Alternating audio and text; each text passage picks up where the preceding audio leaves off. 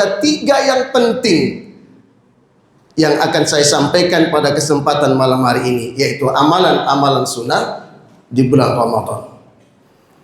Nah, Bapak Ibu jamaah yang dimuliakan Allah Subhanahu wa taala, Ramadan itu kata ulama seperti layaknya air hujan yang dia membasahi dedaunan-dedaunan yang sudah sekian lama menempel debu-debu di dedaunan itu.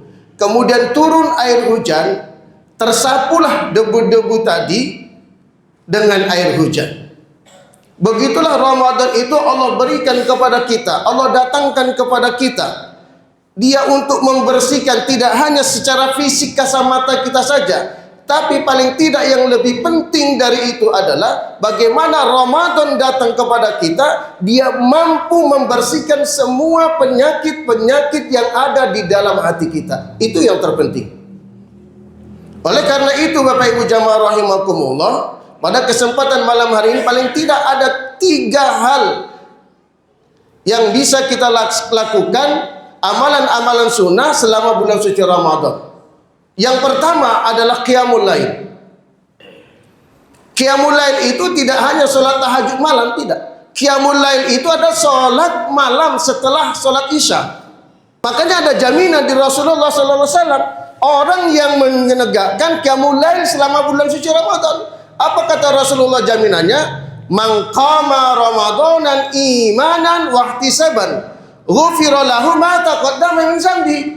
Barang siapa yang menegakkan pada malam harinya qiyamul lail, salat malam pada bulan Ramadan, ghufira lahu ma taqaddama min dzambi. Ada garansi dari Rasulullah akan dihapuskan dosa kesalahan kita yang telah lalu. Bu, udah berapa umur, Bu? 40, 50, 60, 70.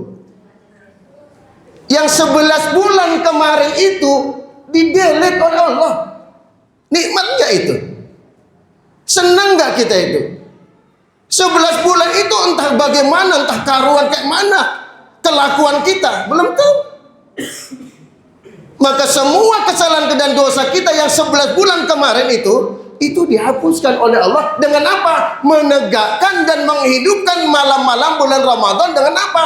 Dengan mendirikan salat qiyamul lail atau salat tarawih. Yang kedua, Bapak Ibu jamaah rahimakumullah, amalan sunnah yang kedua yang bisa kita amalkan selama bulan suci Ramadan ini adalah tilawatil Quran. Kenapa kita harus membaca Al-Quran? Tidak hanya di bulan Ramadan, tapi setiap hari. Di luar bulan Ramadan juga kita dianjurkan, diwajibkan tetap membaca Al-Quran. Tapi khusus di bulan Ramadan kita harus tingkatkan bacaan Al-Quran kita. Kenapa? Karena ada pelipat gandaan pahala yang Allah berikan kepada kita. Kalau di luar Ramadan standarnya itu 1 huruf berbanding 10 kebaikan. Itu standar di luar Ramadan. Nah, kalau di dalam bulan Ramadan dilipat gandakan sampai 700 oleh Allah Subhanahu wa taala ketika kita membaca Al-Qur'an di dalam bulan suci Ramadan. Kemudian kenapa kita harus membaca Al-Qur'an? Karena di sana nanti kita akan mendapat syafaat Al-Qur'an di yaumil qiyamah. Rasulullah katakan, "Iqra'ul Qur'ana fa innahu ya'ti yaumal qiyamah syafi'an li ashabihi." Maka kata Rasulullah, bacalah oleh kamu Al-Quran, karena Al-Quran nanti sesungguhnya dia akan datang pada hari kiamat syafi'an li ashabihi. Dia akan memberi syafaat, memberi pertolongan.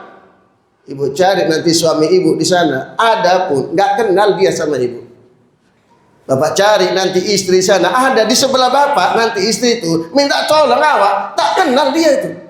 Anak minta tolong sama orang tua, nggak kenal. Semua di sana nanti nafsi-nafsi, tidak saling kenal satu sama lainnya. Maka di saat-saat itulah ketika kita selama hidup di dunia nanti Al-Quran akan memberikan syafaat, memberi pertolongan kepada kita. Syafi'an li ashabihi.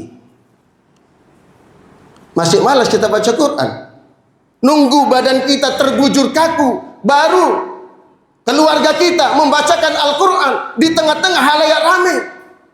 Di saat tubuh kita sudah kaku, tidak bisa bergerak, tidak bisa bernapas lagi, di situ baru kita mau dibacakan Al-Quran. Udah terlambat bro, udah terlambat. Selama kita hidup itulah kita banyak baca Al-Quran, karena nanti Al-Quran yang akan langsung menolong diri kita.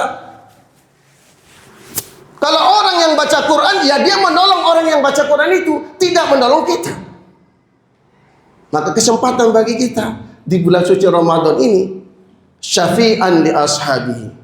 Yang ketiga, Bapak jamaah rahimakumullah, yang perlu terus kita amalkan selama bulan suci Ramadan ini adalah memberi makan orang yang berpuasa.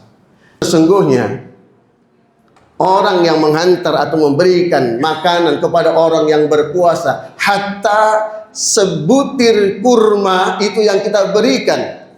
Kata baginda Nabi SAW, siapa yang memberi makanan kepada orang yang berpuasa, maka dia akan mendapatkan pahala sama dengan orang yang berpuasa, dan tidak sedikit pun mengurangi pahala orang yang sedang berpuasa.